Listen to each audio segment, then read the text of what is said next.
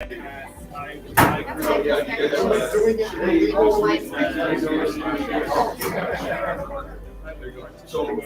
to have to keep refreshing and starting a new one each time. The next running and makes sense. Right? So you're not refresh it. Yeah, I think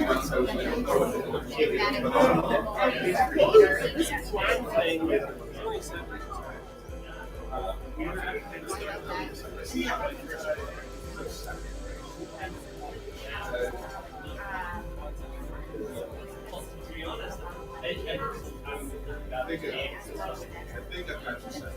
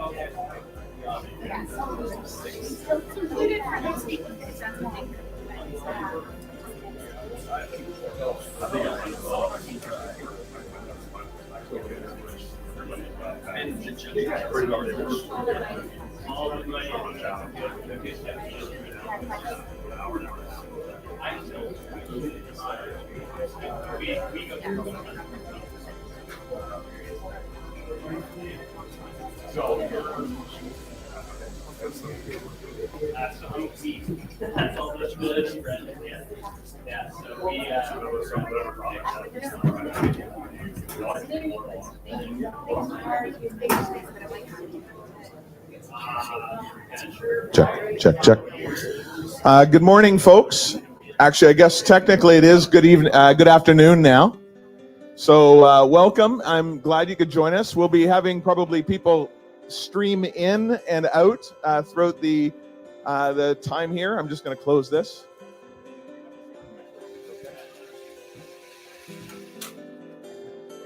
We're going to get pitches going right away here. In the meantime, welcome. So I'm really glad you guys could come. I don't know about you, but looking outside or being outside was not the day I wanted to be outside. I think Cam actually walked here. Did you walk here? Yeah. So we're going to have some fun. We've got a number of pitches going on today. We've got 7 pitches for you. And we're going to get started in just a minute or two. We're just kind of putting the last final touches on a couple of the technical things. In the meantime, a couple of things I want to give shout outs to. First of all, to the Roundhouse for allowing us to be here, which is great. Thank you. And Social Innovation Institute is helping with that. But of course, even more so is the School of Business, who's not only a sponsor and kind of helping us with all of the MacEwan Venture Lab stuff, but really is putting all of this together, and I get to work with them. So thank you to those folks. And then, of course, Edmonton Unlimited, which I'm going to introduce Chloe here in a second, and also through ERIN and some of the different groups like that. So first thing I'm going to do is I'll do a quick introduction for the judges. So we have judges today, and I've got a mic. I'll give you that. Sam, I'll start down there for you. Name, number, serial number, who you are, what you do. Maybe just a quick overview for everybody online. Sure, that would be fine. Come on up here. Yeah, maybe even up here. Oh, the camera.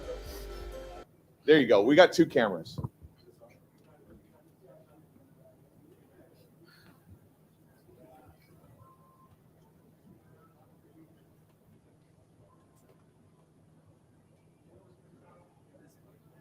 How's this? Can folks hear me? All right. My name's Sam Jenkins. I'm one of the founders at a company called PunchCard. I've been an entrepreneur now for about 10 years, but at PunchCard we build digital products for other organizations. So excited about hearing about some of the pitches here today. This is probably my favorite time of year. So we get to see all the work that has been happening with Colin's team and the group within the with AMVL. So I will pass it on to.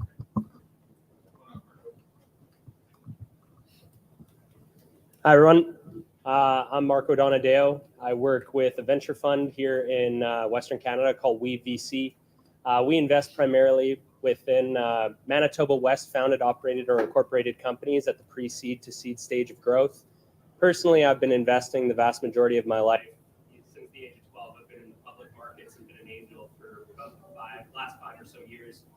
And currently we have money to give, so we're looking forward to meeting a lot of the companies today, having conversations, and at the very least providing some great feedback to help them grow in the future.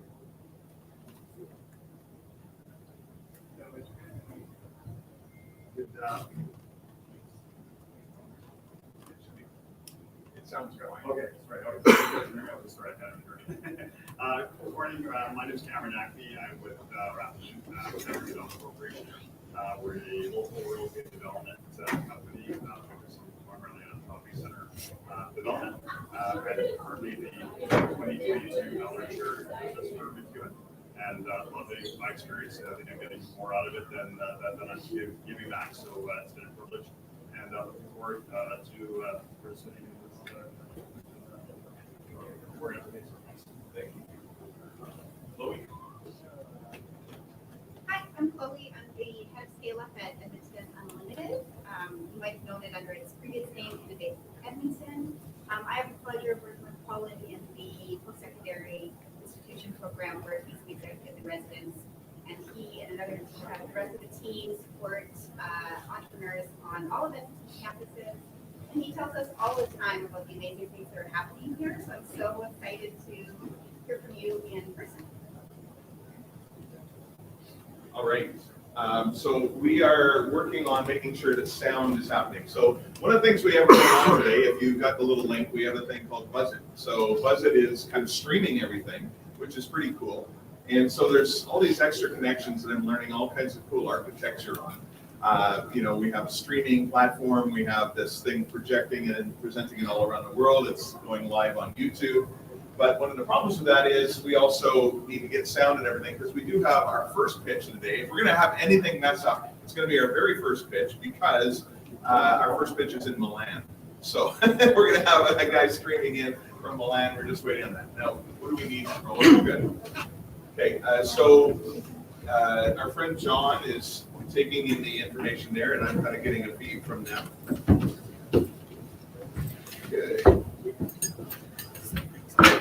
Are you on the Roll, or are you on the WhatsApp as well? Yeah. Perfect.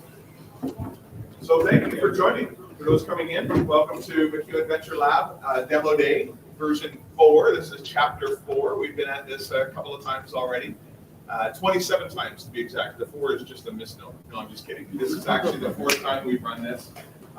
We've got another one coming up. And if you'd like to stream, there's going to be a voting. There's a voting option. You can actually vote for People's Choice Award. So we're going to have 7 pitches, and any one of those pitches can win a People's Choice Award. I might pull it back to the second choice, depending on if somebody wins the overall one. You see, I reserved that right. But we're going to do some. I've got a voting thing. Actually, if you want to, if you have a smartphone. If you all go to fuse42.ca/demo day, okay, fuse42.ca, the 42 is the number, so fuse42.ca/demo day, there's, you can actually vote. Now, these fine folks have their own little voting thing, because they're going to be the judges for the actual pitches. But we have, for anybody who wanting to do an overall vote, for People's Choice, and put up Q&A and different things that you might want to. This screen looks a little bit like this. But again, that's fuse42.ca. I have a QR code, but it's not coming up. I'm doing FUZE 42. FUSE. There we go. Thanks. Fuse42.ca.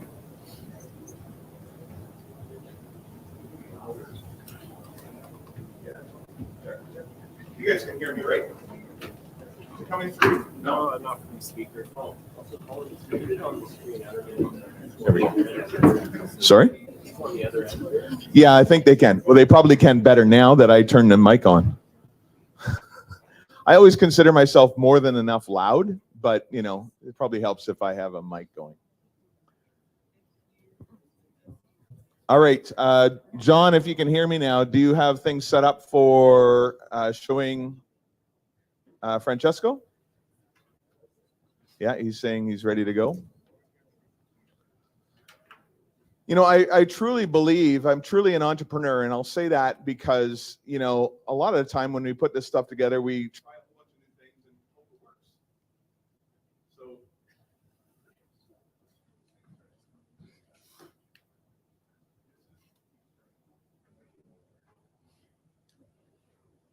So check. Yeah, better? Okay. Yeah, this one, I don't know, it just keeps dying. I have it turned on and it keeps turning off. All right, so let me see. He is ready. I know March is so we've got a couple of guys online, just so you know. I think I mentioned that a little bit. We have a friend hosting and helping online. His name is Marcello, and so he's been with a lot of the folks going through MacEwan Venture Lab for the last 6 weeks, and so he's in Barcelona. And then we also have one of the folks going through the program this time around is a guy named Francesco, and he's going to be pitching first here today. We're just making sure things get set up for him. He's in Milan, Italy. So, and then everybody else is local. So I want to tell you a little bit about MacEwan Venture Lab for a couple of reasons. Make sure, tell me if this goes dead. You got me? Okay. So, MacEwan Venture Lab started a long time ago with a couple of the professors here thinking, hey, we should do something to help students with some practical entrepreneurship, getting pitching and doing some of the things like that. And so they ended up, the dean at the time called me in and said, hey, you want to be a part of this? I'm like, yeah, are you kidding me? I love this stuff. So I got joined up with them and we put on the very first MacEwan Venture Lab.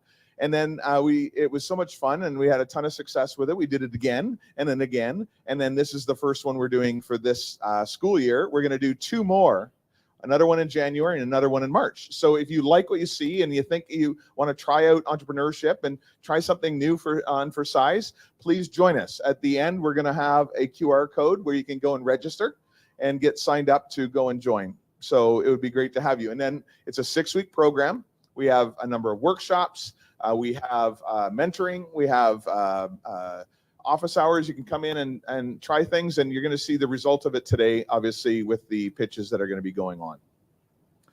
So this is the first one. How's it going, John? You're good? I think we're pretty much ready to go. I don't know if we have volume on this, though. Does this pick up volume for you, or do you need my volume? Okay. All right. Hopefully, if I need to, I'll put a mic there and we can pick it up. But we have Francesco going to be pitching from Milan on Hubby, or Hubi. It's got an accent to it because it's Italian and I'm not. So you judges, are you all logged in? Did you get the rubric okay? So, yes, it should be in order.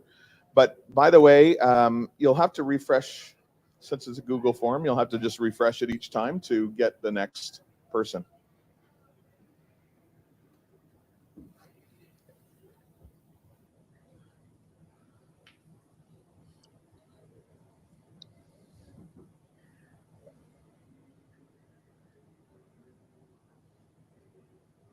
Who's next on that? I think it's, yeah, Alex. Alex, do you want to get the laptop just set up so you're ready to go? Hi, Colin. Can you hear me? Yes, we can. Okay, sorry if I'm not gonna show my face, but I have some internet issues. So sorry about that. Just tell me when to start.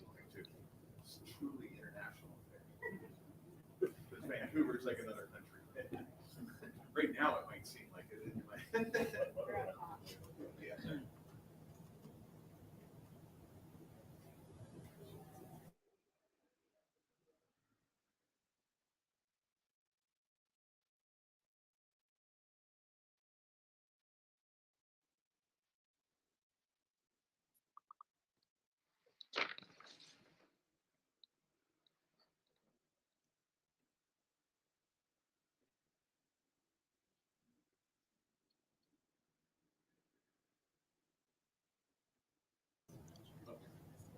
Okay, sorry. I'm gonna start There you go.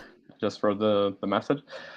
So I'm going through the presentation right now. Just I know that we have just 3 minutes. So um, this is the first slide. Understanding how to navigate the financial or insurance world can be complex, mostly for young generation. In fact, in Italy, 70% don't have a plan, and 90% are underinsured. And this is due to a lack of digitalization in the industry and a very poor knowledge of the instruments that we can use to secure a future. So here comes Ubi, which selected products from both worlds required to secure a future tailored to your needs. So imagine if young workers could easily learn and understand which are the products that can help them secure a future for their and their families, calculate the solution tailored to their needs, and be linked to the providers of the solution throughout a totally digital experience. The business model is really simple. It's an affiliation business model where users are always going to be free of charge for using it, and partners will recognize a fee for each user who becomes a client. The market is really fragmented, and there are lots of large companies which are position themselves in both worlds, investment and insurance world, and lots of startups which instead are very vertical in one stand. Some wholesalers. Hubi is in between, so between retail investment and life protection insurance. Why now? Because Italians Me when I was are 6 with my increasing. $10 trillion bill. Sorry? I have great support. My mom, who's my assistant, and I have a great supplier. I've completed the market research, so I know that not everyone wants like t-shirts or pants, so they might want like leggings or toques, and I know that there is a market need. So right now, I'm currently doing an order for Cafe Caribbean. I have 4 possible orders. I have a main supplier and 3 backup suppliers if you can't do the order, and I figured out the process. And my ask is any possible orders or mentors you might have, contacts, or future programs that I can enroll into the future. Thank you for listening. Actually,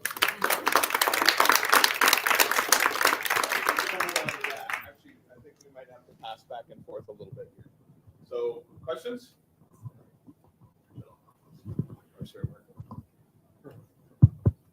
So first and foremost, you're brave. You have a lot of courage doing this, man. So that's pretty incredible. But first, a piece of advice. In the future, when you do these presentations, you had a lot of energy. Try and look at the audience. So you're reading off the screen, and that's okay. But in the future, if you can try and look at the audience, you'll have a much better connection.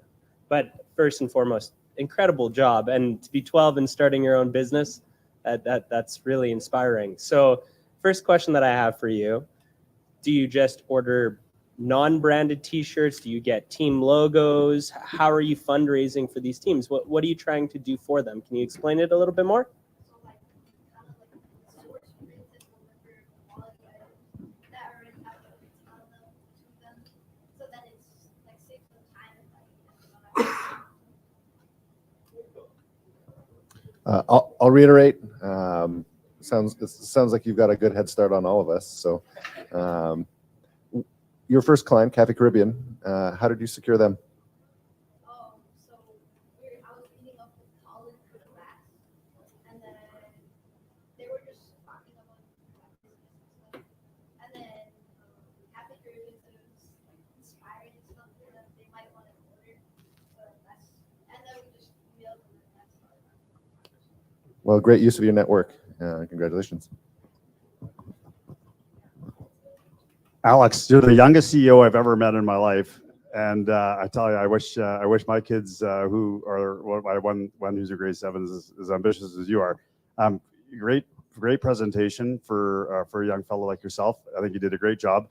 One comment I would mention was just I didn't quite know what you were selling in the beginning. So the idea that you kind of explained it just in answering the question about, you know what I mean, the supply of the products that you're talking about selling.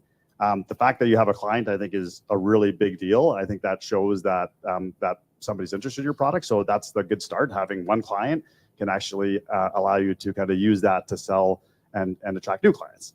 And so that would be the advice that I have is use that one client, you know what I mean, as your marketing for selling to other clients.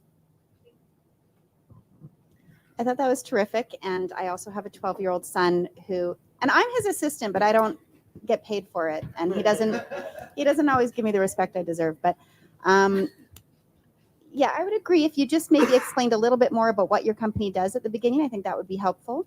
But I totally get it. And as a hockey mom myself, I would absolutely, I'd love the opportunity to buy branded team gear from a local entrepreneur as opposed to a nameless, faceless conglomerate. I guess my question is, have you reached out to any of the local hockey clubs to tell them about your program? Oh,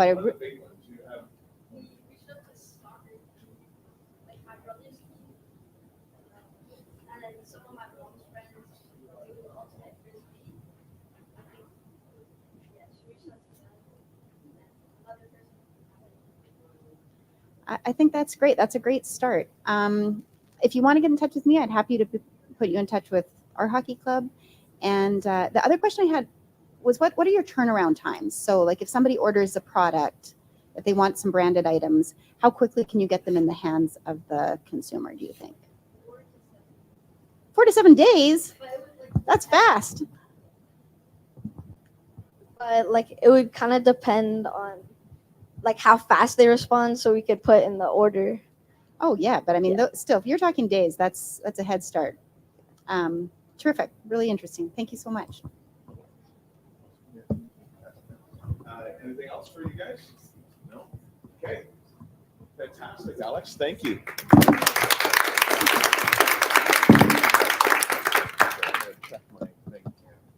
I'm following an order, but of course, you know, being fully digital, I didn't bother printing it out. So, yeah, and then we've got, okay, so we're going to have Christina up next, just so you can come and get your thing. But Christina, come on up and set up, and we're going to get Francesco trying again. I think he's good to go. Can you speak there, Francesco? Yes, I can. Can you hear me? Can you hear me, Colin? Yeah, we can. 2 seconds. Oh, I'm here. I think so. So we're just switching over to a YouTube channel here. So Christine, if you don't mind getting set up, we'll be ready when you are. Do you want a clicker?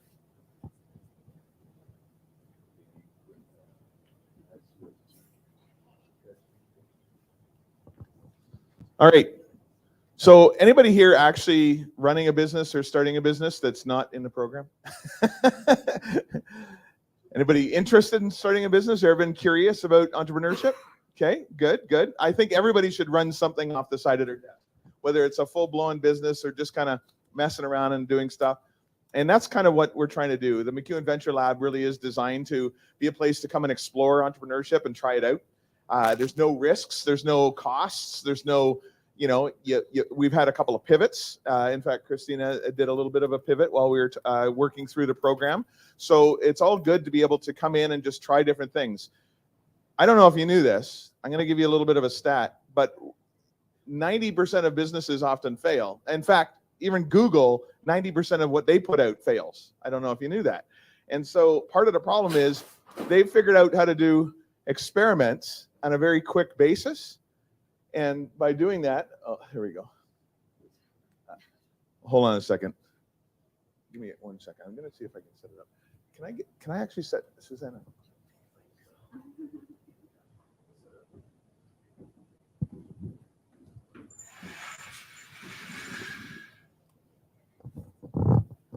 So the thing about Google, you know, they've learned to experiment and do things quickly. So pivoting is just part of entrepreneurship. There's nothing wrong with building something and then not having it work. It's kind of like buying a cheap car. You try it, doesn't really work, you sell it, you get another one, or you leave it on the side of the road. Maybe that's not good for recycling or anything, but that's sometimes what happens. Are we okay with, no, we're having trouble with Francesco. Okay. Okay, so you can Come on. There it is. All right. I'm going to turn it over. Yeah, I'm going to turn it over to you. You want the mic? I'll give you the mic. And Christina, over to you. Thank you. So the risk of premature death is 50% higher for adults who are socially isolated and living alone and are experiencing an increased risk of early death. And the most fulfilling way to solve loneliness can be by finding a partner who inspires, expresses love, care, and support. One of many individuals dealing with loneliness is a 35-year-old John, who has recently broken up with his high school sweetheart. John has decided to try to find a partner through online dating. He goes on the dating apps, but finds that there are so many fake profiles with old photos who lack authenticity. And sometimes the people he meets don't even look like their photos. He becomes discouraged. His largest challenge is finding individuals who express their intention through their profile. These issues become frustrating. He's feeling like he's wasting time. There are many apps that offer opportunity for people to see other singles, but often they focus on casual dating and lack support in creating meaningful matches. An individual can easily become lost in the seas of dating apps and get discouraged. That's where Pair Up comes in, to support two halves coming together to make the perfect pair. Meeting a lifelong partner can be one of the most important meetings of one's life. Therefore, we help clients like John prepare for that meeting and support them through their research through their search for a meaningful connection. We improve the client's dating experience by providing feedback on profiles and connecting with the client to identify what it is they're looking for. Together, we reflect on whether they're ready for that type of relationship. We want to ensure John and others like him have healed after their previous relationships and are ready to date. We help clients highlight what they're genuinely looking for through their profile descriptions. We advise on photo selection that actually reflects their appearance, interests, and personality, and ensure there are no spelling and grammar errors. We know that increased self-awareness goes hand in hand with increased emotional intimacy. We offer self-reflection practices that help individuals like John articulate their values and interests. We inform our clients of various communication styles, personality types, so they're preparing their profile and reviewing others with intention.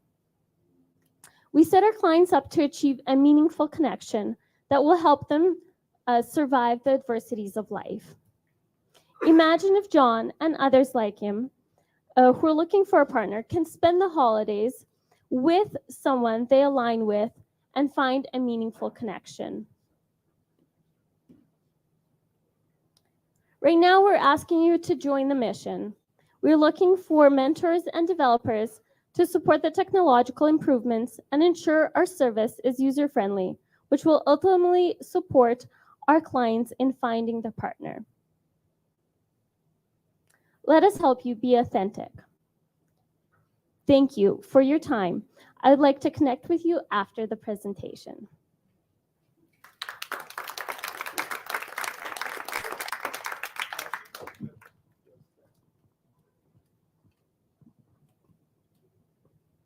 Great presentation. Thank you for sharing. So I'm not sure if I fully understand kind of what's different between you and a Tinder or a Bumble or another dating app. So is it more the curated experience that you're providing? So like if I sign up, you're going to check all my photos and make sure things look good, or what's the big differentiator? That's correct. That's exactly correct. So yes, because there are a lot of different applications that offer the opportunity to meet. I'm not trying to recreate or replicate that type of service, but it's more intentional in ensuring that the profile actually reflects that individual, and also provide prompts and kind of discussion points that the individual can actually reflect on themselves, and also increase their knowledge base so that they are familiar with the information that they're presented, to analyze it more critically and ensure that it's more meaningful connection, so they're not wasting their time as well as somebody else's time. Okay. How do you make money? That is a really good question.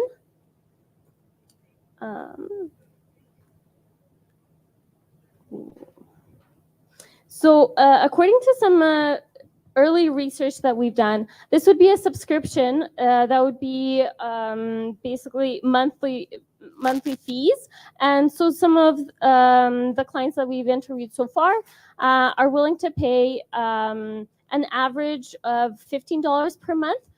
Some are willing to pay more, depending on the service, but or the value that they find in it, but about $15 per month for this subscription service, and we would kind of be with this individual throughout their process. So it doesn't have to stop after they find that their match. They could continue to subscribe to our service, and we provide them with recommendations of what to do in whatever stage of relationship they're at, whether that's like recommendations and work with a partner with a local restaurant so that they could have a deal to meet in that restaurant, and can incorporate the local community so they're engaged and they see each other and grow that relationship past just the initial stage. Great, thanks. So hi, the first question actually that I had was similar to my gentleman over here to my left, and that's diversification in a saturated marketplace. So there's a ton of these apps that are present, and like every company that presents, they always have their company in that top right corner of perfect to perfect, right? And so my question to you is, how are you going to actually acquire users over some of these other apps that are already established? That's a really great question. And I think it comes with the experience and proving the connections. And so initially, I'd offer perhaps a free trial service where individuals can sign up. And I've had some experience with reviewing some of the profiles, and sometimes I offer to just just take a new photo of this individual where they can actually see their face or actually see their full body. So I think initially I would try on a free trial basis, and then track the success of those individuals, and then use that to build on after that. And in terms of, I guess, the geo-tracing in the app, obviously other apps like Tinder, Bumble, Hinge, all those things, they find users near you. Right. Do you have some sort of software built in within your platform that's going to be able to find users that are close by, so that I'm not necessarily connecting with Francesco in Italy? That's correct. The intent is to ensure that there is a limit on the proximity, so that, of course, with more intentional dating, although I think that now with the international borders and the ease to fly and connect with individuals across the world is not limiting to that factor, but I think it's much easier to ensure that the proximity is closer and shorter. So yes, that would be the goal. And last question, assuming you're here, can you go just, I might have missed this. Are you raising money right now? If so, how much, at what value?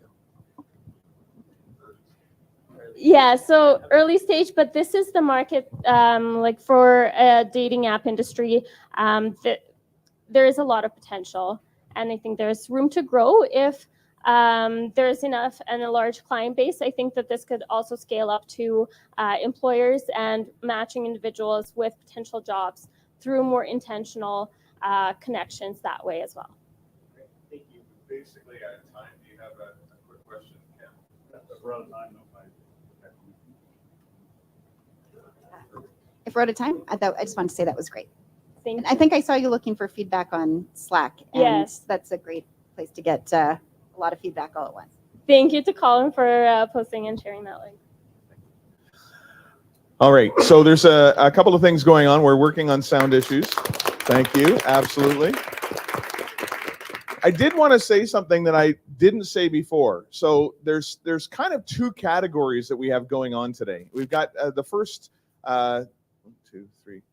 I think three presentations are basically what I would call extremely early stage. So Christina is literally just pivoted, just kind of getting going, recognized the problem, and is starting to address it through an idea that should help with the solution. Okay, so great questions, hard on valuation, obviously.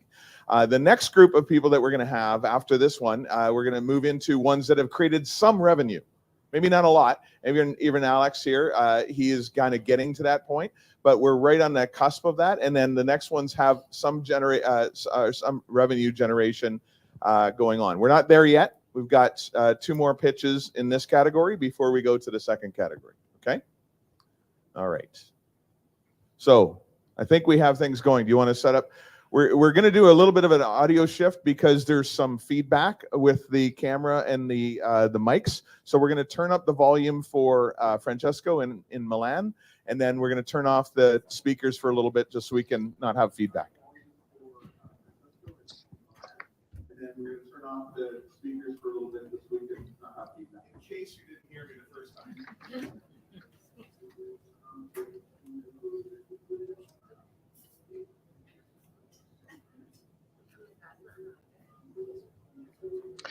Hello, hi everybody. Can you hear me?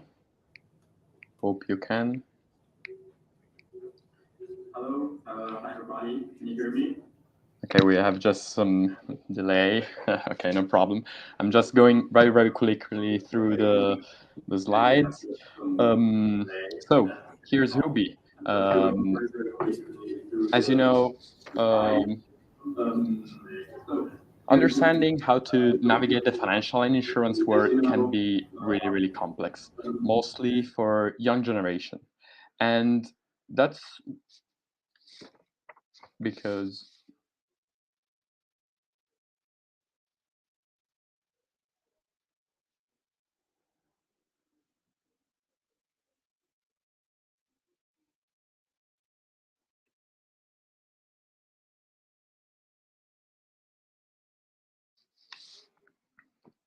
sorry, I'm gonna start again. So the problem, understanding how to navigate the financial and insurance world can be complex, mostly for young generations, and that's in fact why 70% don't have a plan and 90% are underinsured. And this is due to a lack of digitalization in the industry and a very poor knowledge of economic and financial instruments. So here comes Ubi, which selected products from both worlds required to secure a future tailored to your needs.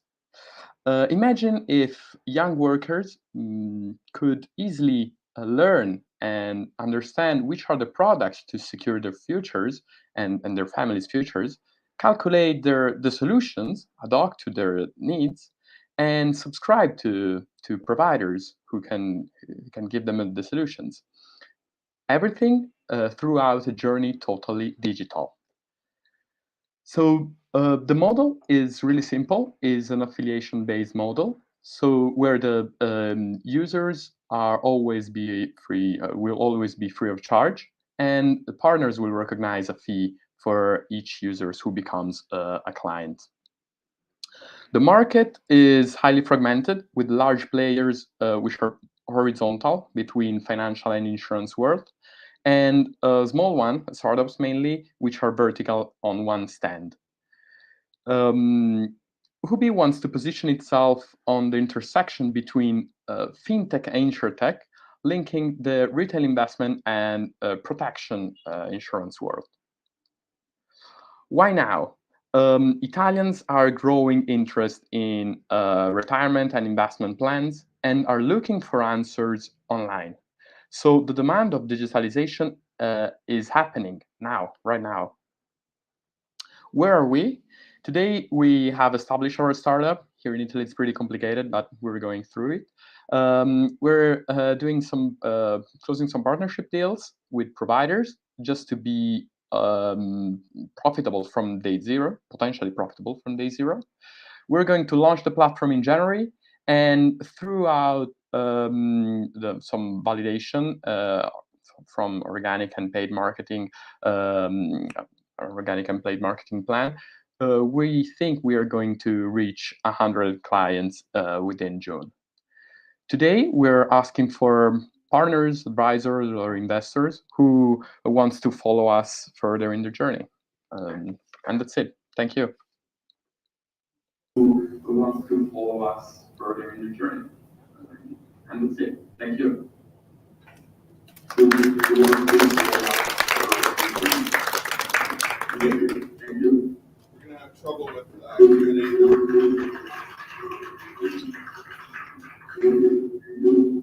It's like we get to watch it.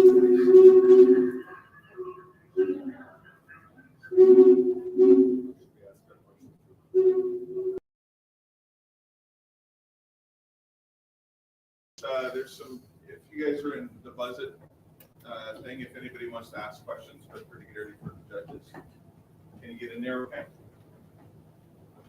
You got one in there already, Sam? Awesome. We're watching kind of a hybrid of a couple of things here. I'm going to get the next presenter up.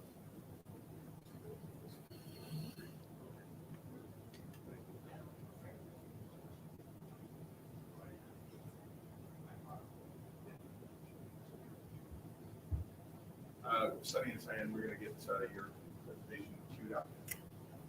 Just going through some Q&A. Okay, so for Francesco, just asking, because we're kind of working on that. Did anybody learn any financial education along your way? Yeah? From who? Right. Okay, perfect. Nothing in the education system. Not before university. Yes. And then so I think that's where he's trying to approach it from, is this idea of getting some financial education in early. So some important stuff. Again, very early, just working on the app, just working on the idea. What we're kind of focusing on within the Venture Lab is getting some of that early stage, getting the right things right, if that makes sense, right? Or the right things first, and then the first things right, if that makes sense. So that's where we're going. Have you put some questions in? We did. See, I don't know if we're going to get response back. Go for it. Put them in there. And I'll see if I can get some responses back while these fine ladies are setting up. Let's see.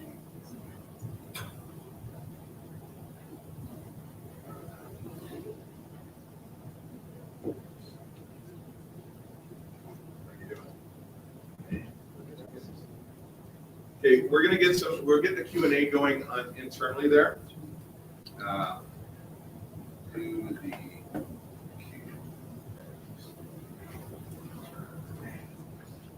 Okay. All right. Yeah, if you guys go and buzz it and you can answer questions that way, of course, then I'm asking the judge and pay attention and I'm curious a little bit about. I'm so intrigued by it. Exactly. Sorry, we don't want to take away. Yeah. Oh, yeah.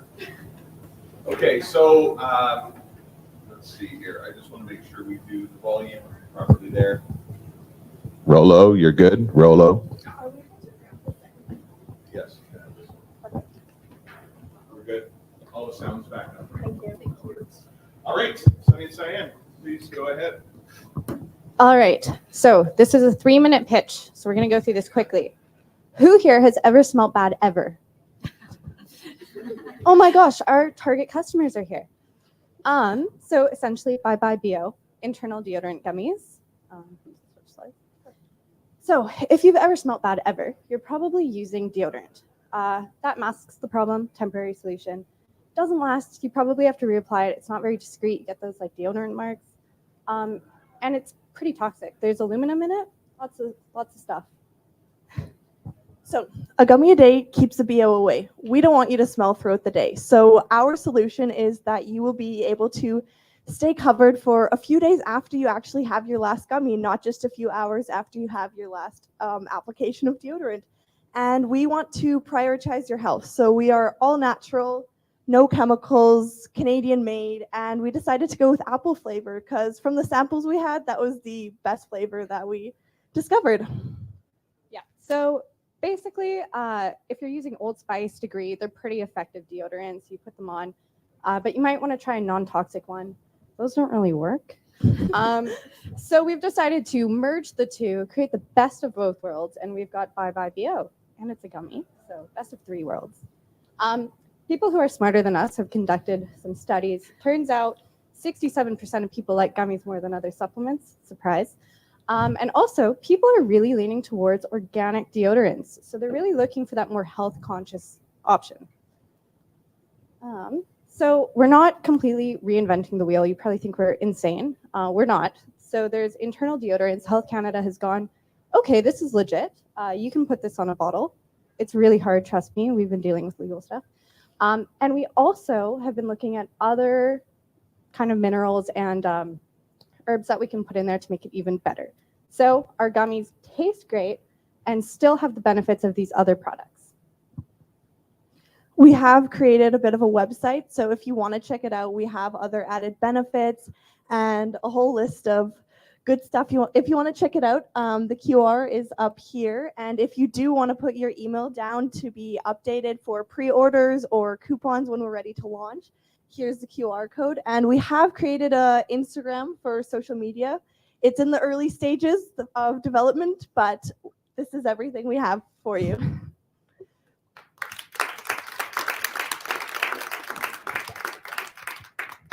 Questions? Anybody? Go ahead. This half of the room. That was really interesting. I also like gummies, and I won't be taking follow-up questions about what kinds. My question is, how did you learn how to make this? Like, who's making? How do you know what to put in it to make it work? So pretty much, Chlorophyll works as an ingredient to kill off the bacteria that you have when you sweat. So that's what's creating the smell. So we have learned that chlorophyll is the active ingredient that is able to get rid of your BO. So we've decided to use a natural chlorophyll that we found and put it into a gummy form, and it works just the same as if you were to drop it in water. That's awesome. Thanks so much. I'm going to smell you later. I think you answered my question. I guess the science behind, I mean, these gummies and how they prevent, body odor. It wasn't totally clear at the beginning for me, but maybe I missed that. But I thought the presentation was well done, and I actually got really intrigued because I mean, from time to time I'm looking around me, but it's actually me who smells. So so this is something that I could definitely use. I guess the question that I have is that I think you did explain a little bit afterwards about what the product is. And so I guess maybe that's what I missed in the beginning about, exactly this is a replacement for deodorant. I get that. But again, just not understanding, the science behind it, and that this is where it's manufactured and Okay, I would love to talk about this. So the science behind it is it's not your sweat that smells, it's the bacteria in those areas. The bacteria are releasing thioalcohols. Those stink. So basically what chlorophyll does is it tries to mitigate the odor. The thioalcohols aren't as strong, and it sort of sandwiches it in. So you're not smelling, and it helps to reduce the bacteria. So over the course of a few days, you'll notice you smell less. We're not making the gummies. We're getting them manufactured here in Canada. Initially, our first samples came from Edmonton, which was really exciting, but we're thinking Ontario now. So, but we're really set on making sure they're manufactured here, and that the ingredients are also Canadian. So you're selling the product now? We're soon selling the product, but we've been taking the samples and getting people to try the samples. Okay, great, thank you. Yeah. Bye Bye BO with Sunny and Cyan. I feel like I'm watching a TV show or something like that. But nonetheless, I really think your product's very interesting. Something that when it comes to good ideas, you think of stuff that's innovative that other people haven't thought of, that disrupts legacy industries. So I think it's really brilliant. I think your biggest challenge, this is more of a statement, less of a question, is getting people to adapt to culture norms. And so I don't know if I were to come across this on Amazon without any market information, I would say, oh, this is another one of those over-the-shelf health products that probably is just not real. I would think of it as something that is fake just because of my lack of information. So I guess the question, how are you planning on educating your end consumer so that this actually becomes a product where people will recognize it and be like, hey, this actually works. Do you want me to do that? I think like one of the main things is that for health management, like claim that it's an internal deodorant unless it is not studied. So we'd probably just really try and show people that and maybe link some articles on our website, hopefully accumulate enough testimonials that people are willing to try it. And, you know, referrals. You guys can talk about it if you want. And lately, chlorophyll has also been a bit of a social media. It's been going around in social media, so a lot of people know that chlorophyll actually works to get rid of your BO, and it also has a whole bunch of other benefits. So the fact that people are knowing about that product, we're just reinventing it and putting it into a gummy. So what's stopping you from, like, what are the barriers to getting your product out into market in the next 6 months here? What's your ask, other than asking us to talk to more people about it? But do you have a specific ask?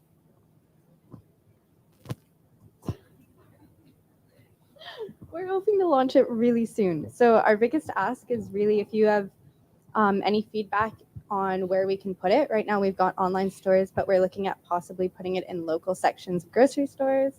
But yeah, we'd basically just love you to share what you know about this industry, if you know anything, and just share the product with others is our biggest ask. But advice is always good. Help is always good.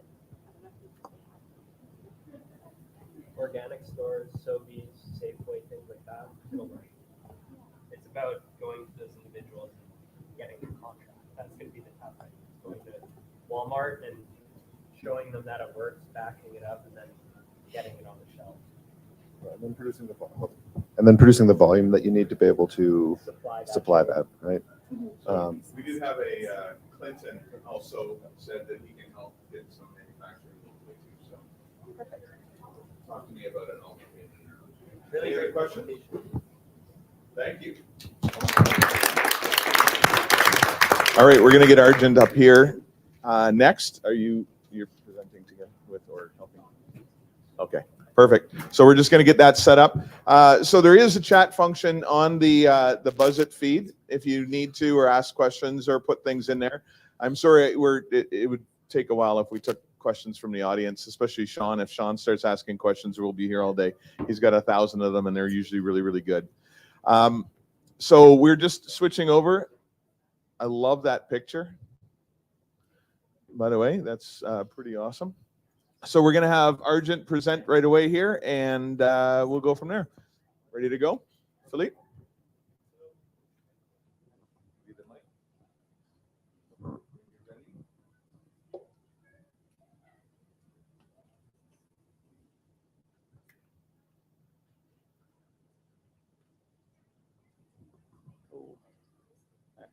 Hey. Hello. Hello, everyone. My name is Philippe. I am the CEO and founder of Argent Fabrications, and I specialize in low-volume manufacturing using automation and robotics. I've been running and growing this company for almost 2 years now, and I do not know what that notice is. You have an error, Matthew. Okay, anyways.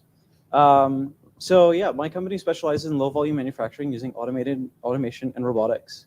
So when you have an idea or have a prototype of something that you want made, you traditionally need to go to large engineering firms or manufacturing industries. These have really, really high minimum order quantities, have large setup costs, and have typically really long turnaround times. So this is where we came in. By using automation and robotics, we've managed to eliminate the entire cost of labor, which typically composes 35% of the price of a manufactured good. On top of that, we managed to cut turnaround times from upwards of a month when working with overseas companies down to a single day when it comes to just single one-off parts. And on top of that, we're the first to have a system that automates the entire process from quoting to manufacturing to shipping and quality assurance without a human ever touching the parts. So we have 3 primary revenue streams, which are 3D printing, CNC machining, and 3D scanning or reverse engineering. So we've done everything with a large portfolio of work from making parts with academia that are currently in space to 3D scanning supermodels for accessories with runway shows and all of that type of stuff. With a large variety of tools and equipment, we have the ability to pivot ourselves to almost any industry and provide catered solutions specifically to low volume production runs. Within our 2 years of operation, we've managed to be 100% bootstrapped, generate over $110,000 in revenue with a 13% quarter-over-quarter growth, make over 24,000 parts with over 40,000 hours of machine experience, along with worked across 35 different countries, and most importantly, have $0 in debt. So why am I here? We want to work with you guys. We want to provide custom manufacturing solutions to all of your prototyping and low volume production needs, along with work with investors and venture capital funds to fund new products and new ventures and expand our capabilities of what we can manufacture. And finally, we'd love to work with business developers to push us even further to where we could have even imagined being. So with all of that being said, let's get into contact. Thank you for listening. Let's make your ideas a reality.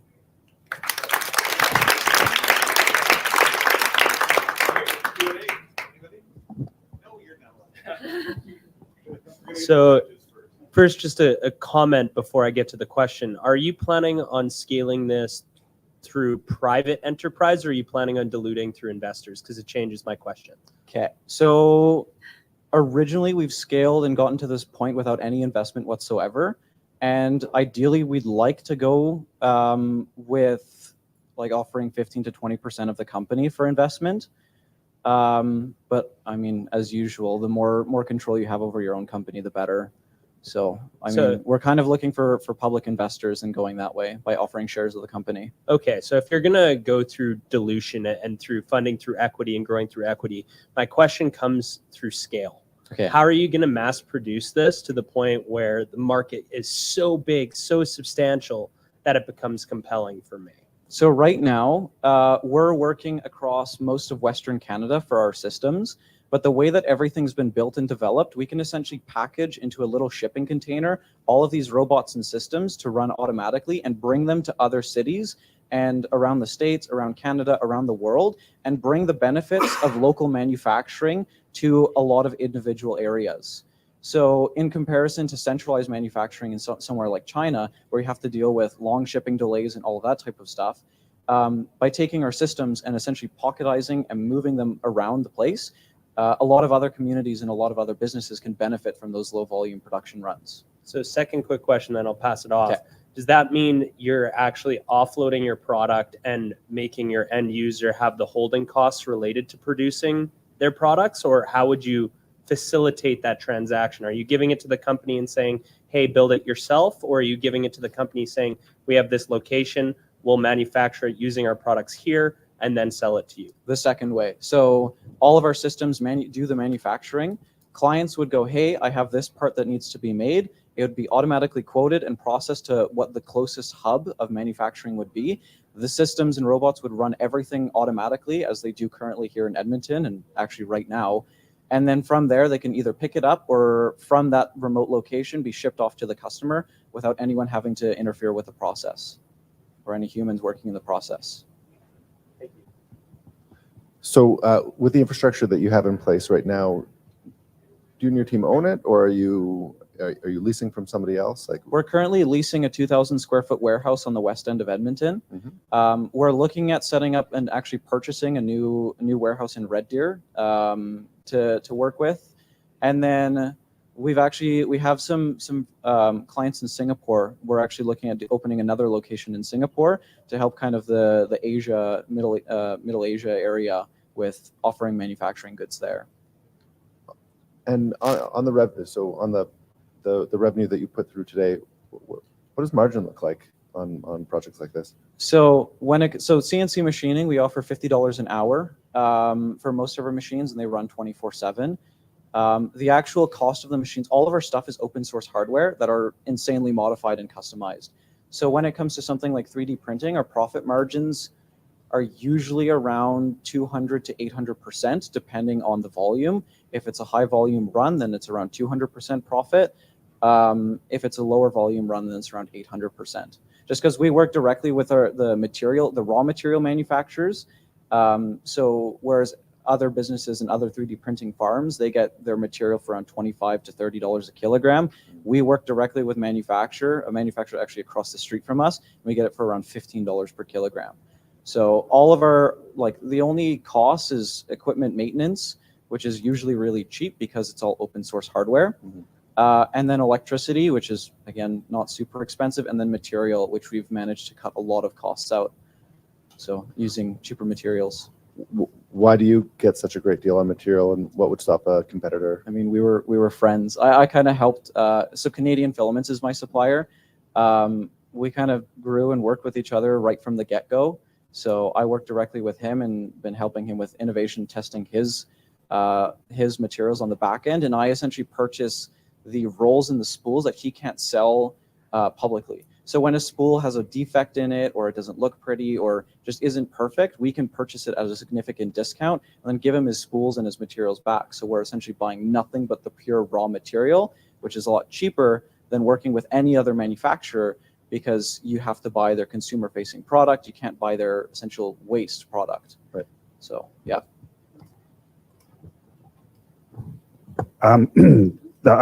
Thanks, Philip. I thought it was an excellent presentation and really kind of hit on everything. It was very clearly defined, and the ask was, and you explained your business very well and what the ask was. A little bit about my question is that in terms of sales, I mean, how are you? You talked a little bit about marketing, but who's your client here? Like, you're marketing, you're like the world almost. It kind of sounds like, but are you specific to a certain industry, a certain group? Like, how are you getting that message out into what and the sales that you're getting, where are they coming from? Yeah, so right now we're focused on kind of two fields, which is academia and then small businesses. So with academia, we've worked with MacEwan, we've worked with NAIT, we've worked with University of Alberta. We've worked with most of the major universities across all of Canada and most of America too, doing prototypes for students. So it becomes really expensive to get stuff outsourced to the large manufacturing firms. So that's where we can come in and work with a lot of the students to offer doing their products and their prototypes for a lot cheaper, because, well, students, they don't have a lot of money to work with. So we like to cater specifically towards them and then offer them discounts too. And then small businesses, we've got quite a few reasonable sized businesses actually. Arcto Campers is kind of our main one that we're currently working with. They do off-roading campers, and they are manufactured entirely here in Edmonton, and we do a lot of their parts for them. But yeah, small businesses, small to medium businesses, and then academia is our focus. But with our website, any individual can upload their file directly to our website, receive a quote, and then have their parts shipped out. So we don't disqualify small individuals or any of those guys. Perfect. Thank you. That's great. Matthew, you're up. And I'll just say this. I'm really excited about this guy because I'm working on a 3D printed grill for my Volkswagen. Right? What a great idea. Like, what I want to imagine and try to figure out, I can, give it off to somebody and they can make it. That's pretty darn cool. So, it was great meeting Philippe. He was at one of the events through Startup Week, and we got right at the start of the registration. So we got to pull him in and get to work with him and see some of the cool things he's doing, as Matthew as well. So next up, we're going to have Matthew, and he's going to present on his clothing brand. Over to you, Matthew.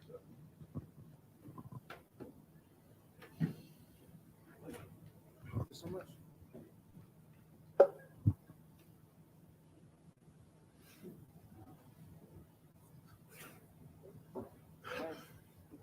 Music, art, fashion, athletes, and innovators.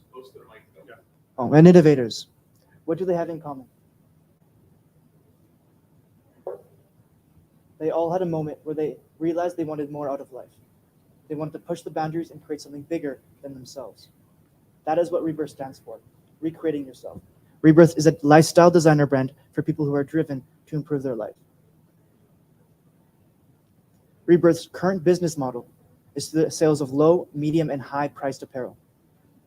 What makes Rebirth unique is its focus on aesthetic, its distinct brand story, and its community-focused growth strategy. The brand story is built around the name Rebirth, which is the turning point when you decided to not live the same life anymore. This is driven by negative experiences that push people to change or improve their life. Rebirth's growth strategy is built around cultivating and connecting community. The current plan is to connect the fragmented music scene in Edmonton, therefore providing them value and cementing Rebirth as an established brand. These are some of the many brands that have leveraged a community-based growth strategy to propel the brand into mainstream culture. Since August, our revenue has been around $300 as we have developed a strong network within the local music scene. With upcoming concerts, collaborations, and sponsorships, we expect our end-of-year revenue to be around $2,000. Currently, we are targeting the local music scene through partnerships, collaborations, and influencers. The next step will be to connect the fashion scene and music scene, which will bring bigger audiences and revenue to both. This strategy will position Rebirth as a leader who's providing value for both communities, which will bring organic awareness to the brand. Other brands, like I'll Call You Tomorrow, are specifically focused on the vintage scene, don't take an active role in the community, like Rebirth. They tend to focus on repeated product drops and rely on the summer months to grow and expand through live events. There are some exciting upcoming opportunities for Rebirth, such as upcoming concerts where Rebirth will be worn by live performers. We also have upcoming collaborations with local artists, and we are planning to have our products sold at NATE in January. We have a full team of concert hosts, ambassadors, and local creative groups who are working with our brand to help grow and connect the local music scene through sponsorships and collaborations. Investing in Rebirth means standing for something. It means you stand for and support a mentality of self-growth. A mentality where in the darkest times of your life, you chose to turn them into something good, something to drive you to become a better person in every way. We are looking for 10K for targeted influencer marketing, product testing, event sponsorship, and connections into the music and fashion scene. Thank you.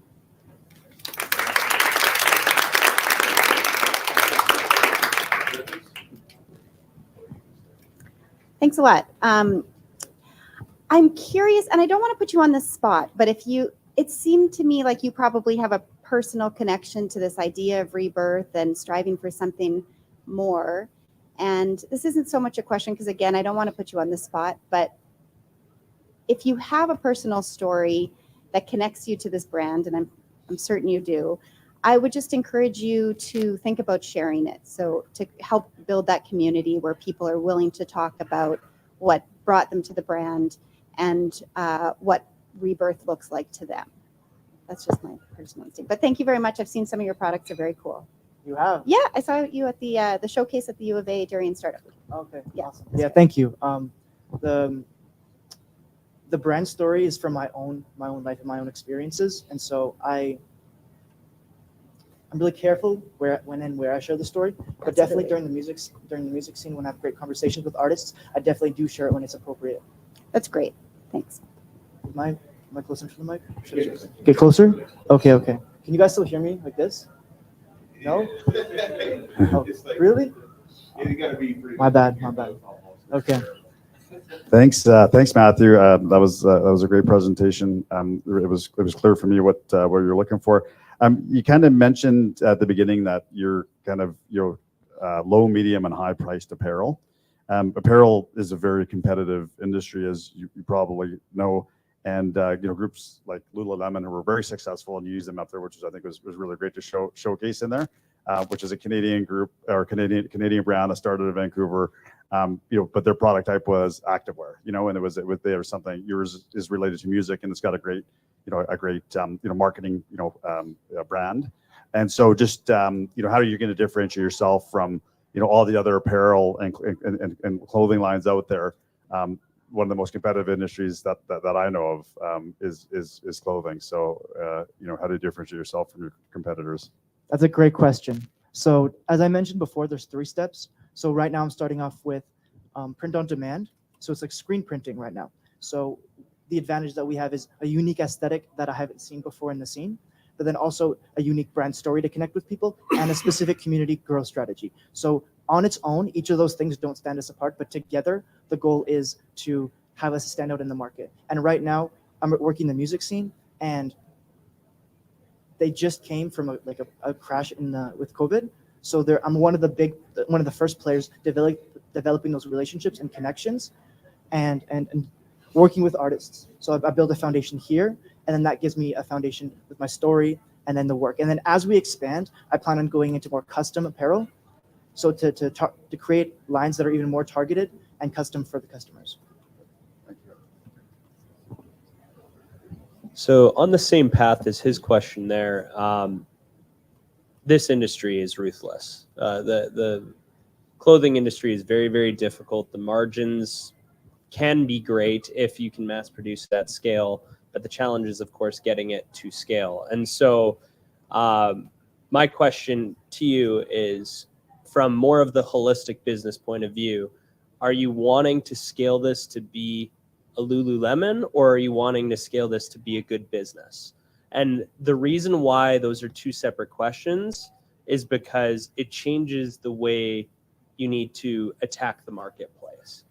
If you go the way to be a Lululemon, you need to find a way to capture a large user that's going to have significant impact over a large community. And that's going to be a challenge. It's going to be very difficult to see that. And it might actually cost money to get that contract of getting somebody like, for example, Billie Eilish to represent Rebirth or something like that. That's going to be a huge cost. Whereas being a good business, you can build a community aspect like you're doing and result in strong sales, but it may take a longer time horizon. It may be a slower growth cycle, and it may be a very valuable company, but it's just two different ways to build a company. And so my question to you, you don't need to answer today, is what do you want this to be? And you need to really understand that and see the approach that you would need to take relative to your answer. That's a really great question. And that's something that I've been thinking about a lot recently. So as I've been working with the music scene, there's lots of opportunity here. So the music scene specifically is very fragmented. There's lots of pockets of different genres. So my current strategy right now is working with artists, working with concert hosts to combine those pockets together. And so as we're planning that, working on it, I was like, I'm not like, most of the time, I'm not really a clothing brand. I'm more of a community brand, kind of helping and growing the community and using my brand as a platform to connect and create bigger events. So I do see in the future that we're going to expand outside of apparel. We're even doing it right now.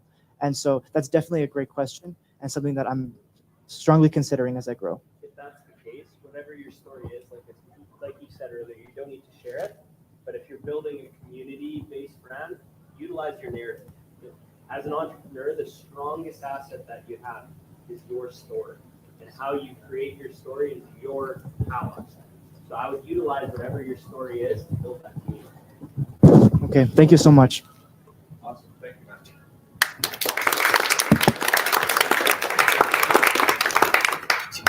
We have one more pitch. And how's it going? You guys still energetic? Your butt's sore? I mean, next time we'll make sure we get cushions for everybody, right? Yeah, good idea, right? Okay. Yeah. Right, let's do that. So we're going to have Abbas come up and present one last thing. One of the coolest things, I don't know about you guys, but if you haven't noticed, I really love not taking advantage of, but taking advantage of the opportunity that we have for really cool new ideas. So Abbas is one of them. I bought some stuff from him. I'm working on stuff with Philippe. I'm paying for some stuff there. I might have to get some clothing really new here. So, I'll just keep buying. This is a great marketplace. So let's keep doing that. I don't need dating apps, unfortunately. Sorry, Christina. We're pretty good. But after this show, I might need some bye-bye BO. So, okay, so a couple of things here. Just right before we go, a couple of things. We've got a registration for the next MVL. So there's a QR code. If you want to join, you can join that QR code and sign up for the next one. The next one starts January 16th. I believe is what I said it is. So July 16th is the next one there. And you'll be able to join and sign up there and get registered, and we'll do some interviews coming into that. So happy to have you all. Invite your friends, tell your friends, get involved. It's a great place to do. And the QR is there as well as the thing. That's going to show up afterwards as well. And then the last thing I want to mention just before I hand it off to Abbas, because we're going to get right into winners right after this, is voting. There's some online voting. If you go to that, the same thing, fuse42.ca/demo day, there's some voting that you can do right online. And so you can participate in a people's choice. Vote for who you think out of the presentations today were great. The presenters are in there, so you can be reminded of who they are. And I'm going to pass it back over to Abbas. Thank you. Thanks, Colin. Okay, by show of hands, who here loves plants in their home, work environment, or giving them as gifts? Wonderful. I think the majority of us.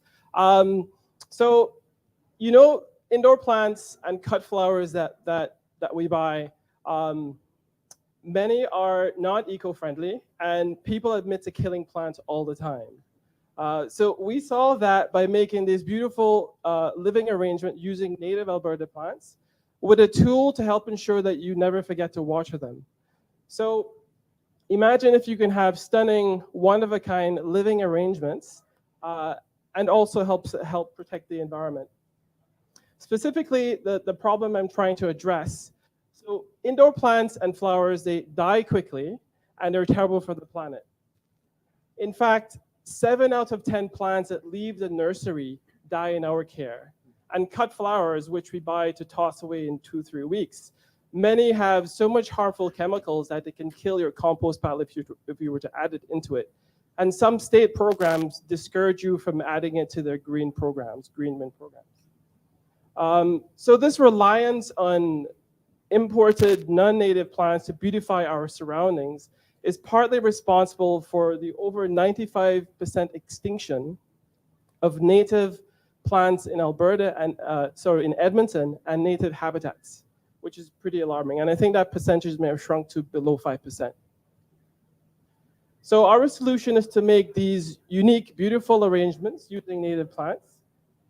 Our arrangements are earth-friendly, completely sustainable. I'm also working with Philippe Argent on a prototype for a plant buddy device that reminds you when to water the arrangements for help with care, so they don't die on you. In addition, to help restore native ecosystems and to address climate change, we want to build 1,000 native gardens across Edmonton. So how we are profitable, how it works. So this would be an example of the list of options customers would have to choose from as alternative to cut flowers or regular indoor plant decor. So you would choose the arrangements you want. We would deliver these arrangements to you as part of a monthly subscription. We would return to refresh those arrangements for you at a periodic basis by swapping in a fresh set. And if it's for an event, we return to pick up those arrangements since that's a one-time rental. In terms of our our progress and projections ahead, so 2022 was sort of for me coming out year, testing the idea, validating, finding paying customers, which I have. And 2023, I really want to sort of lean into the subscription model that I just shared. I'm looking to connect with about 10 companies or organizations who would sign on for this subscription service. I want to work with more event organizers that have customers that want sort of more environmentally friendly options for events. In 2023, I want to build on the 2024. Sorry, I want to build on the success of 2023, and I want to lean into the project of that project, 1,000 native gardens across Edmonton. And I want to do some events to build community and raise the profile of the company. Specifically, my ask is I'd love for help to connect to organizations that would love to be part of the subscription service, connecting to event organizers who have clients that have looking for more earth-friendly solutions. And by Q4 2023, I may be looking for external investment because it just depends on how the business sort of takes off in 2023. In terms of my team, Philip has helped me build, as I mentioned, the Plant Buddy device, a prototype. Erin, I've worked with before. She's the master gardener and sort of helping with the landscape designing. And that's me. Thanks.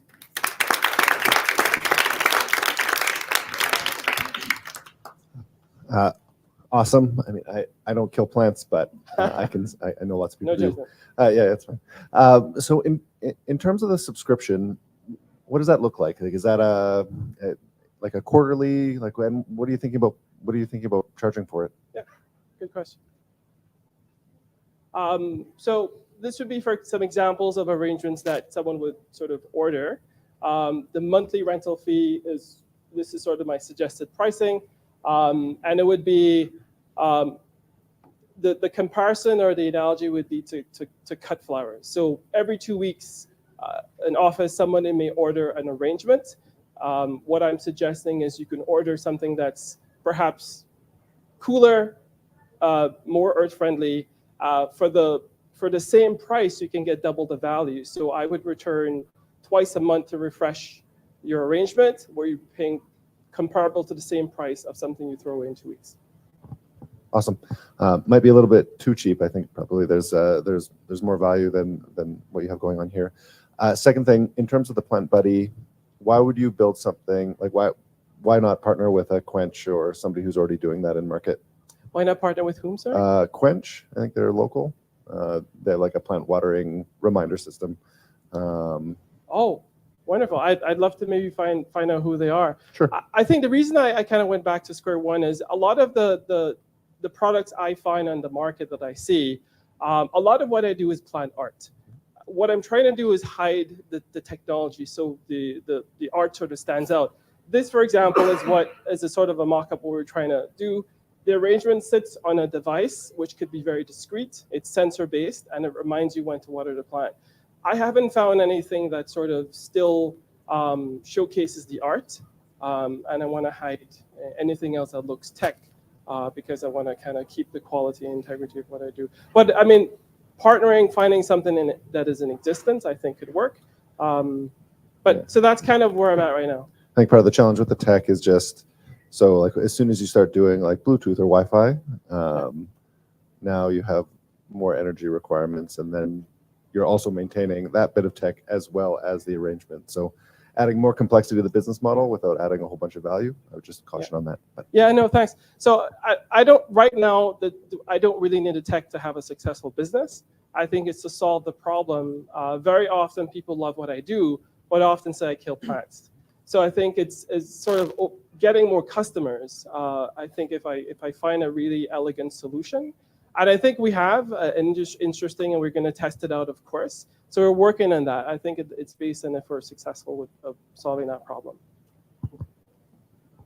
As the person who has to water and take care of the plants, I am the death's touch when it comes to plants and greenery. So I would definitely use this product. As an aside, I think he's dead on the money. I think it's too cheap. For a nice bouquet of flowers here, if you go to like Best Buds or something, could be anywhere from $100 to $135 for a single use that may only last a certain period of time, less than what you're suggesting. And I think your flowers are very unique and custom, and I love the art related to it. So I think you need to see if there's a product market fit, test your consumers, see if you can actually increase that price, increase your margins. Cool. I'm going to take a contrary statement to what he said. I like the tech. I think that's actually your value proposition in the future. When you look to scale this outside of Edmonton, that tech in combination with the art, I think, is a very compelling package that you can sell either as a package together or even separately, that the tech can apply to other plants within households that is currently in use. So I'm in a slight disagreement with his point of view, but I think that was an excellent presentation. Where do I subscribe? Because I would use it. Awesome. Thank you. Let's talk. I'd love to talk to you after. Thanks, Abbas. Yeah, I agree with Mark. I mean, great presentation, very appealing. I certainly can personally relate with it. I think there's more than one business here with the tech as well, and even the idea of, I really like the idea of the of the leasing, but that's people sometimes like to own too. You know what I mean? Even though they may end up dying, but maybe having that other option is something to consider. But the fact that it's organic, it's local, you know what I mean? Like there's a lot of great selling features that you got here. I mean, when I look at these, they're beautiful. I certainly would love to sign up. And the other thought that I'd have is that, there's your clientele could be, individual, personal, people giving for gifts or for their own self. But even for I think about our office for businesses, but to have, these around periodically and have them change out is very appealing for somebody who has an office that I would consider. So just a couple of comments there. Yeah, thank you. Just in terms of the individual retail sales, so that's definitely something I want to consider. But I think right now the scalable business model I'm testing is a subscription.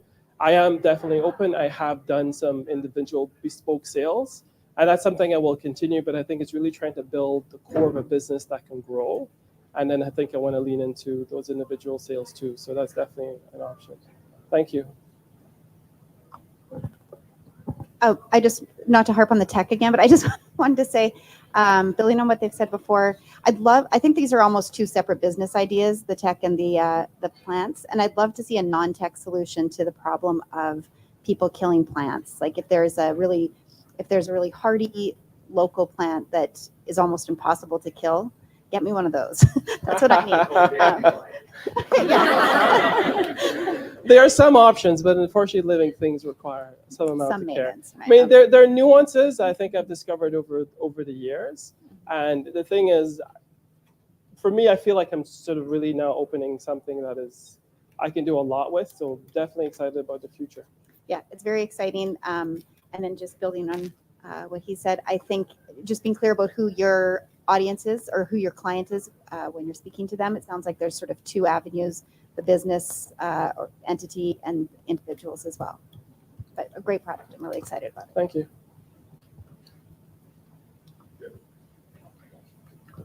Beautiful. Thanks, Abbas. Okay. There you go. That's pitches. Thank you for your patience. I mean, you know, I'd love to have 30 people pitch, but obviously at that kind of a pace, we're going to be here all day doing stuff. I watched one the other day, I don't know, a little ways down the road, another big accelerator in the thing. We had 22 pitches back to back, and it was like 4 minutes each. I mean, fortunately, they were all videos, so they just ran.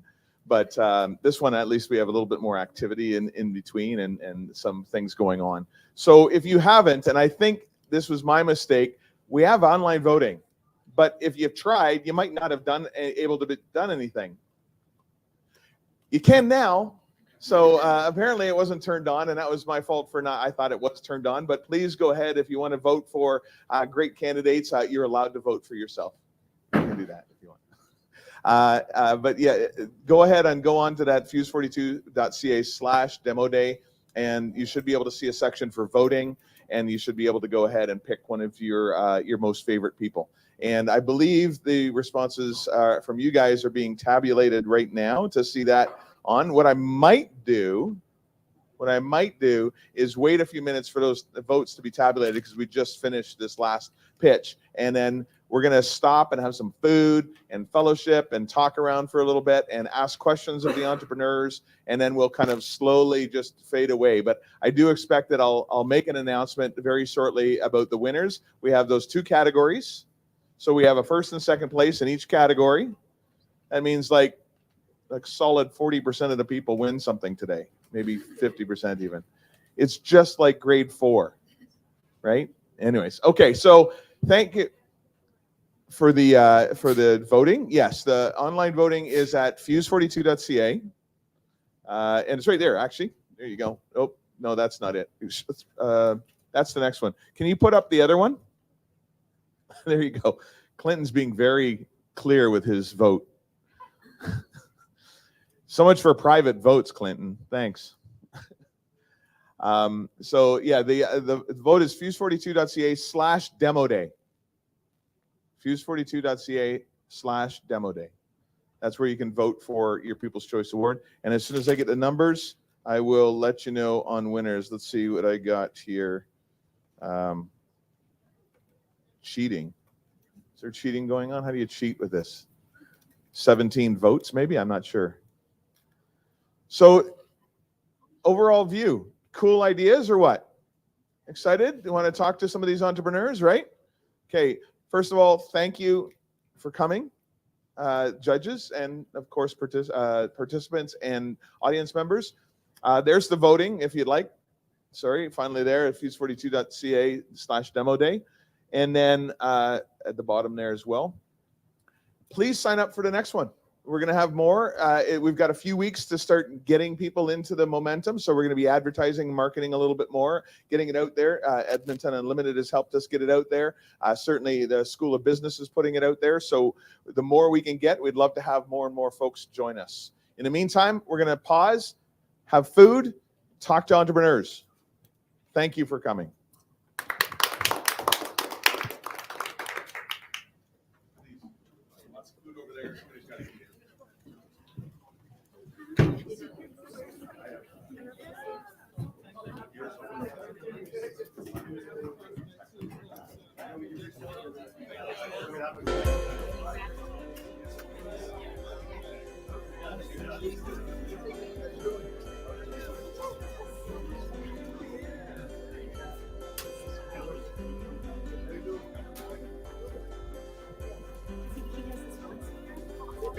No, I guess not, because every time we use it,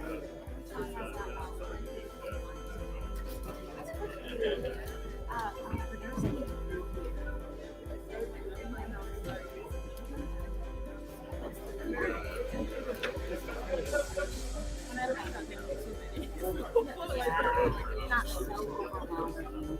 So that might be the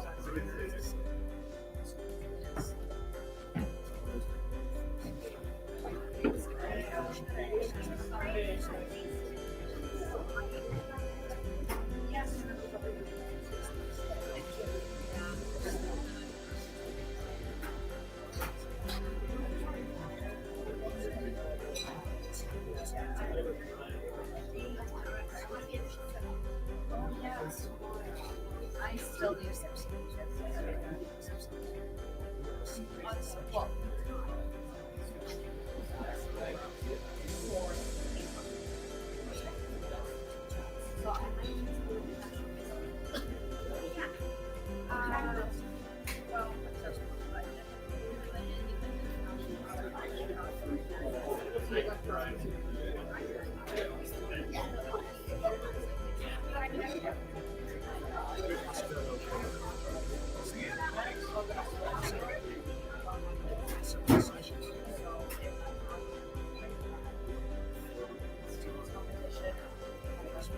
well,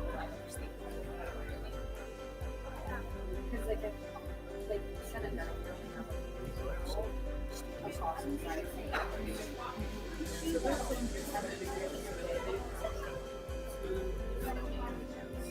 The business and they have co-work, I got a co-work space in here, and I just had a grant from Sandy to bring more students in here. And so that's something we should talk about too.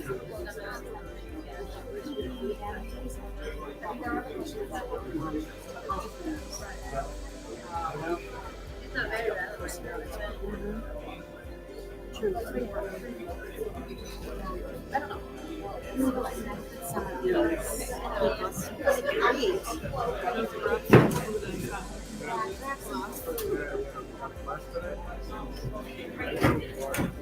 Hey, how are you? I'm good. Are you getting back? Yeah, it's nice to meet you. See you then for sure.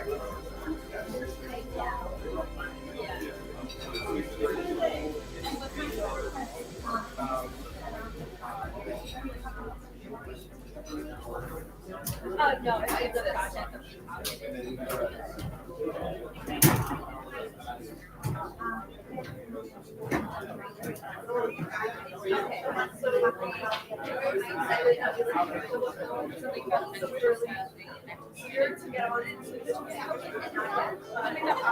We're getting another project. I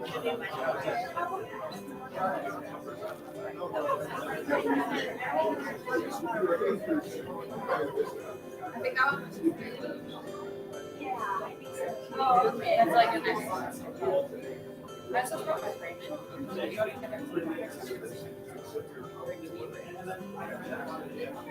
I don't know. We're gonna see, but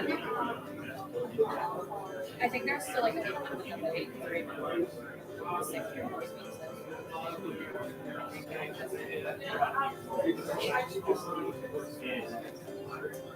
I did. It was. So I'll try to get a few meetings.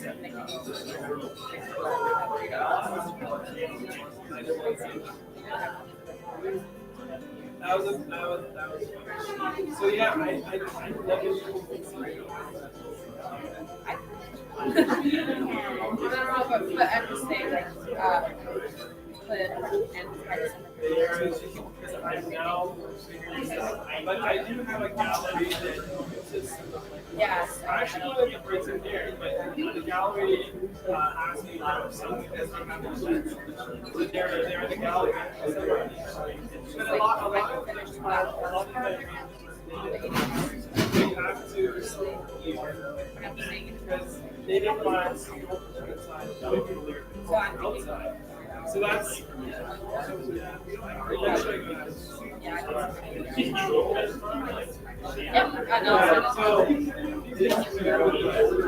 haven't started anything yet, but I'll get started.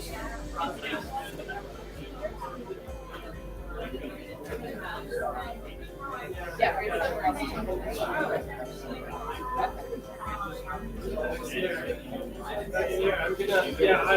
I think I got it all here.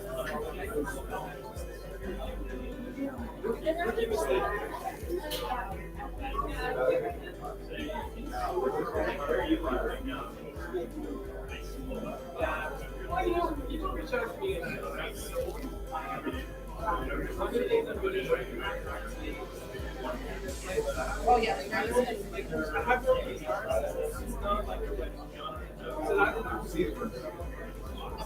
and I think that's really stupid. So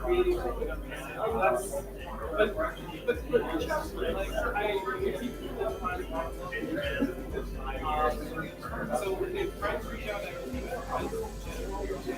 and I've got tons of workshops.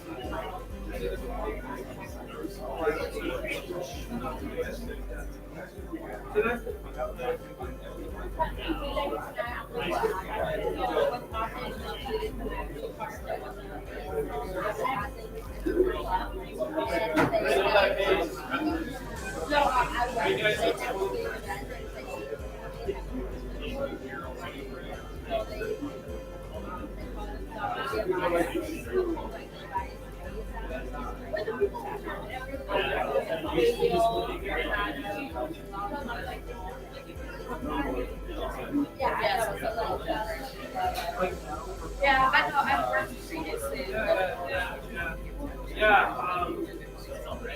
I'll create a picture. I need to get it out of the way. I'm wearing like there's they wash really nicely. And that's hard.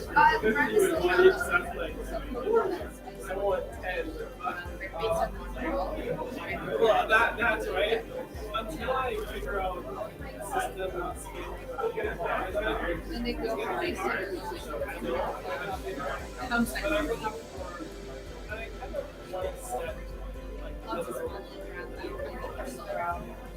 if it's one arrangement, here's the surprise. it's great for business, but like Yeah. So, and whatever it is I can do, because everything really kind of so that's kind of it's so bad. It's so bad.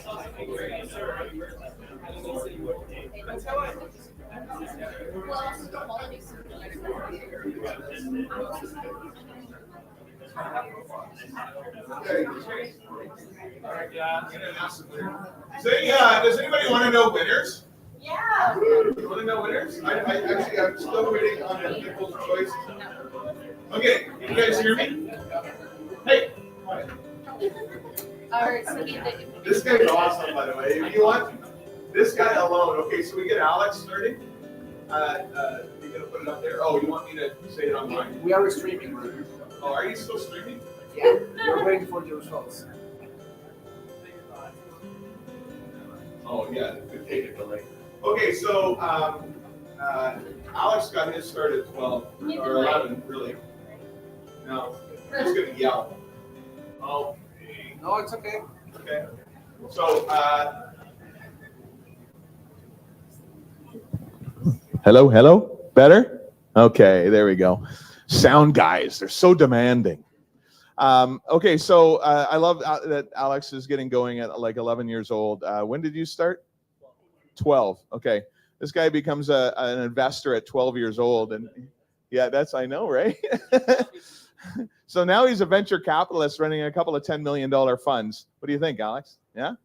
All right, let's go. Let's go. We got some aspiring things. Okay, so I got some votes in from the judges. And so we have two groups. Like I said, for Group A, we had Splash Intensity, Paired Up, and Financial Education with Francesco. That was the Hubie. And then for the second group, we have Bye Bye BO, Argent, Rebirth, and Love That Plant.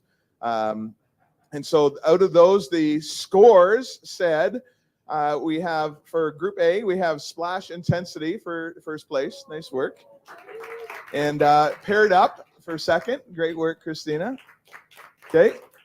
And then, of course, we only had 3 in that group, so that would put Hubie's third there. And then we have, for the second group, I'll do it the other way. So the second group, we have runner-up is Argent. Where is he? Is he still here? Oh, there he is. Don't sneak up on me like that. And then for first, we have Bye Bye BO.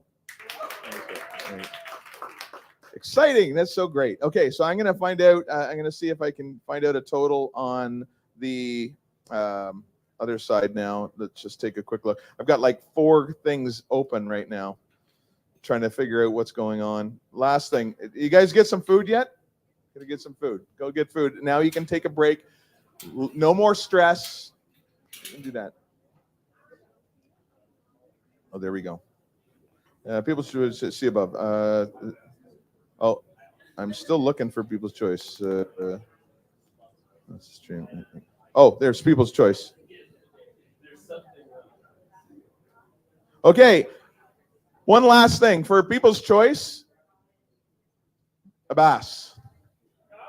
There you go. There you go. So good work, Abbas. Thank you. Thank you, everyone. I'm tuning out. Enjoy. Thank you for coming online. Too bad you're not here having, really good food. Ciao for now.